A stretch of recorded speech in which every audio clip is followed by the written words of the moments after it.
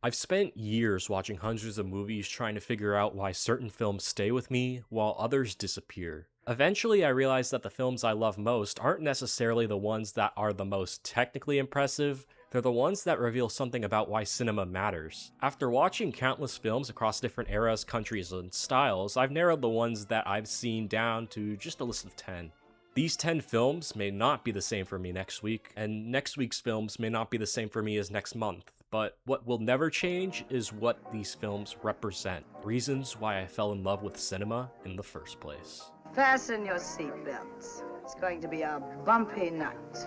The first film I'm including is over 100 years old, Sherlock Jr. In this film, Buster Keaton plays a bumbling movie projectionist who dreams himself into the role of the master detective, Sherlock Jr., to solve a case of theft. It's fitting that Sherlock Jr. opens this list because it perfectly encapsulates why we're so fascinated by movies in the first place. Films reflect life, they teach us about life, but they also allow us to escape it. They let us fantasize, dream, and imagine worlds that could never exist outside the screen. Cinema can serve countless purposes, and Sherlock Jr. celebrates all of them. These ideas are delivered through Buster Keaton's signature physical comedy, astonishing stunt work, and a remarkably inventive story for its time. Having half of the film unfold inside of a dream is an unusually ambitious concept for the silent era, which often favored more straightforward storytelling. The gamble pays off because it gives Sherlock Jr. an identity unlike anything else from its time. Nearly every sequence feels like a triumph of filmmaking and an absolute joy to watch. The moment Keaton literally steps through the movie screen and into the film being projected is the very definition of movie magic to me.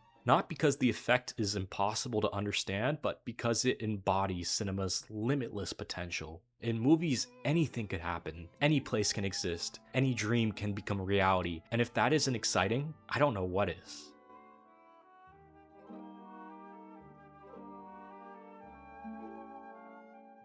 Yes, I'm including another silent film. Sunrise, A Song of Two Humans is one of the greatest romance films ever made, and it doesn't need the luxury of spoken dialogue to earn that title. Once dialogue is stripped away, the film relies on pure human instinct. The story follows a farmer who, consumed by the monotony of everyday life, is persuaded to murder his wife and run away to the city with another woman. It's a premise that makes the main character seem irredeemable, but Sunrise argues that a person's character is ultimately defined by their actions. You never learn exactly why he can't follow through with the murder, but it ultimately doesn't matter because the love portrayed on screen feels completely genuine. Sunrise blossoms into a love story, not about two people falling in love, but about two people finding their way back to each other. I love the contrast between the film's two halves. The opening feels dreamlike, almost hazy, mirroring the man's state of mind. He's lost in a mental fog, unable to see the destruction he's causing within his relationship. The moment in the church he realizes he's been walking the wrong path is absolutely heartbreaking. But once that fog begins to lift, the entire film transforms. The world feels lighter, as though the characters are floating through it, rediscovering the love they had forgotten. As the film states in its opening, Sunrise tells a story that could happen to anyone. Real life may never reach the same dramatic extremes, but the emotions are every bit authentic. That's what makes this film timeless.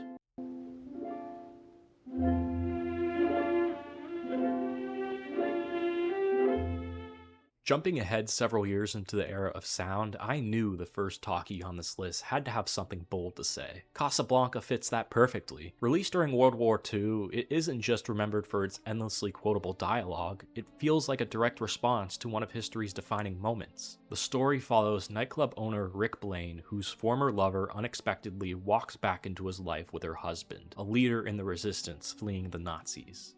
At its core, Casablanca argues that there are moments in life where remaining neutral is no longer enough. Rick begins as someone who refuses to take sides. He repeatedly insists, "I stick my neck out for nobody." But beneath that cynicism is someone searching for a reason to believe in something greater than himself. As the film unfolds, it becomes clear that courage has its way of inspiring courage. One selfless act encourages another, making Casablanca feel as empowering today as it must have felt in 1942. It certainly doesn't hurt that the film stars two of Hollywood's greatest screen presences in Humphrey Bogart and Ingrid Bergman, but what continues to amaze me is just how effortlessly everything comes together. The performances, the screenplay, and the direction are so finely tuned that more than 80 years later, Casablanca remains as one of the most engaging films ever made. He's looking at you, kid.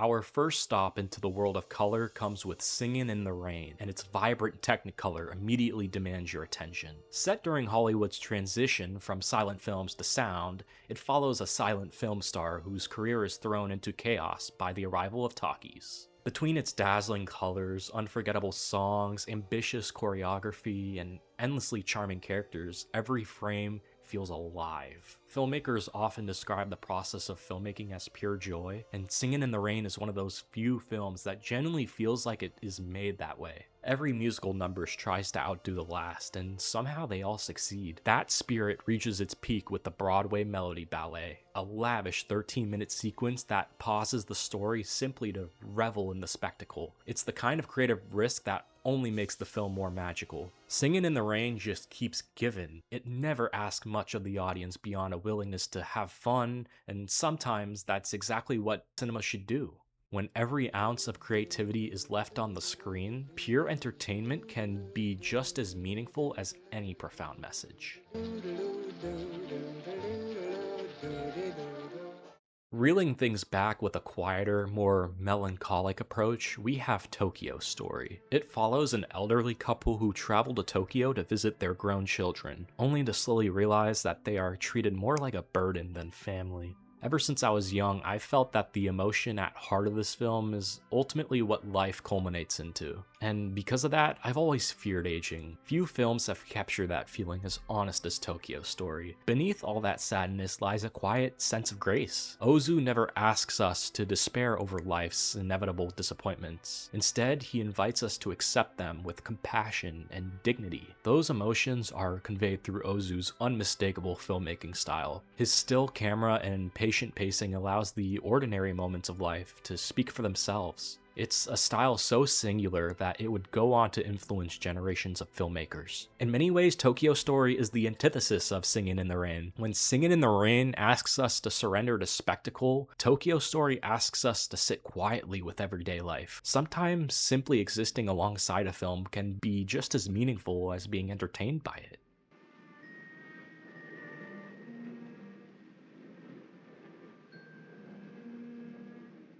If someone asked me what a perfect film looks like, Night of the Hunter would be one of my first answers. Robert Mitchum delivers one of cinema's greatest villainous performances as a murderous preacher hunting two children who know the location of a stolen fortune. It's a film that effortlessly blends fairy tale imagery, chilling horror, classic noir, and religious symbolism into something entirely its own. Those are elements I find endlessly fascinating, and Night of the Hunter embraces each of them without restraint. At times, it feels less like watching a film and more like reading an ancient fable. Few films transcend their medium in quite the same way. For all of its darkness, though, Night of the Hunter is ultimately a film about hope.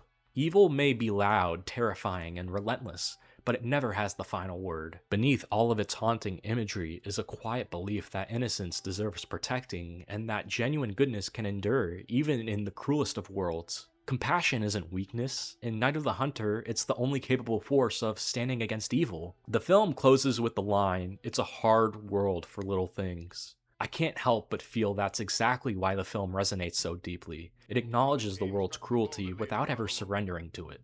Love. You see these fingers, dear hearts? These fingers has veins that run straight to the soul of man. The French New Wave was one of the most transformative movements in cinema, and to me, no film embodies that spirit better than Pierrot Le Fou, a film that refuses to recognize boundaries. It follows Ferdinand, a disillusioned man who abandons his ordinary life to go on the run with Marianne, but the story quickly becomes something far greater than a simple crime drama. poetry and emotion are recited whenever the moment calls for it. Characters break into song, speak directly to the camera, and drift in and out of philosophical conversations, while bursts of vibrant color consume the screen. Even the film's final image suggests that cinema itself is an endless frontier. Pierrot Le Fou reminds us that there are no governing rules of what a film can be. It can be funny, romantic, philosophical, tragic, or all of those things at once. Some might argue that the film is too self-referential, but I always felt the opposite. Rather than drawing attention to itself for its own sake, it constantly transforms to fit the emotions of the moment. Like a chameleon, its identity is always shifting, yet it never feels inauthentic. Pierrot Le Fou embraces contradiction because life itself is contradictory. Beautiful and aimless, exhilarating and melancholy, overflowing with meaning while constantly questioning whether any of it matters at all. When it comes to Stanley Kubrick, I could have chosen almost any of his films for this list. Instead, I chose his most iconic 2001: A Space Odyssey. I genuinely don't know how filmmakers watched this and thought, alright, now it's our turn, because even today it feels unlike anything else ever made. Spanning humanity's evolution from prehistoric man to deep space exploration, the film follows our relationship with a mysterious black monolith whose purpose is never fully understood. Through the monolith, artificial intelligence, and the vast emptiness of space, 2001 explores one of humanity's defining traits, our relentless pursuit for the unknown. We are endlessly drawn towards mysteries we can't explain, and the film never pretends to have all the answers. Its final 20 minutes resist easy interpretation, and I think that's exactly what makes them so unforgettable. Kubrick expresses those ideas through some of the most breathtaking imagery ever put to film, accompanied by a score that feels as vast as the universe itself. 2001 is equal parts awe-inspiring and terrifying. It confronts evolution, technology, and our place in the cosmos with a scale that few films have ever matched. More than 50 years later, it still feels like a glimpse into something beyond our understanding.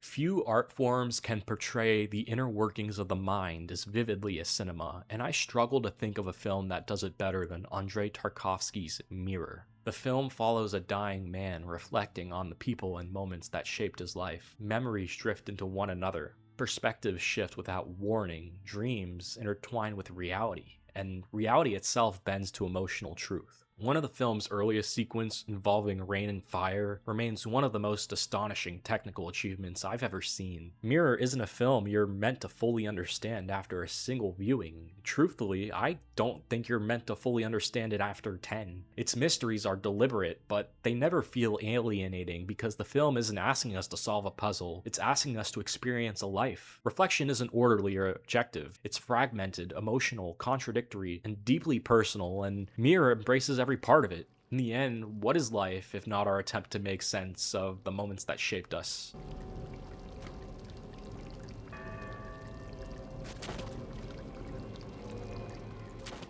The first time I watched Come and See, it had a visceral effect on me.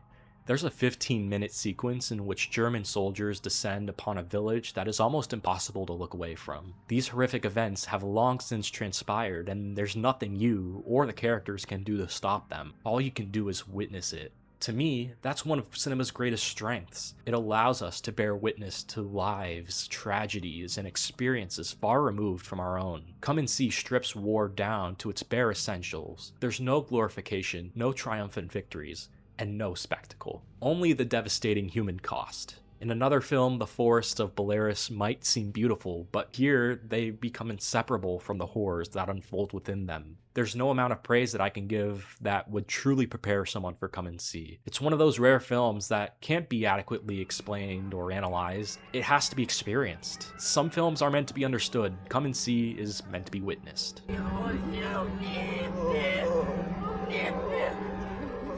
When I first started watching films, I thought the greatest ones were simply the most technically impressive. The more movies I watched, the more I realized that wasn't what stayed with me. Films that endure are the ones that teach me something about being human, that help me imagine worlds beyond my own, love more deeply, find courage, embrace joy, accept life's inevitabilities, hold on to hope, seek freedom, remain curious, reflect on who I've become, and understand experiences I'll never live by myself. That's why I love cinema. Not because it has all the answers, but because it keeps asking the questions that matter. Cinema can't teach us how to live, but it can remind us why life is worth paying attention to. Well, nobody's perfect.